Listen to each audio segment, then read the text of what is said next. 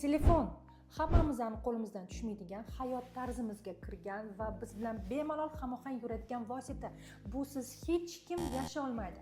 Lekin shu moslamani qanchalik yurakka xavf berishini bilarmidingiz?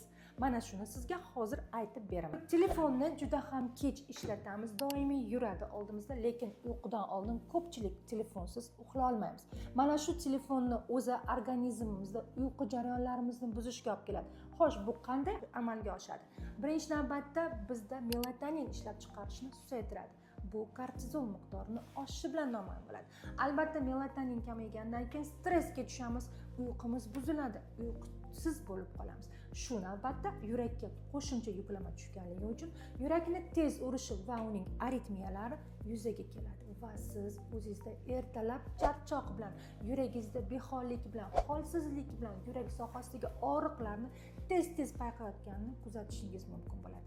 Aslida bu narsani kamaytirishingiz mumkinmi? Mumkin. Agar siz yuragingizni haqiqatdan profilaktikasi bilan shug'ullanmoqchi bo'lsangiz, mening profilimga obuna bo'ling va meni kuzatib boring.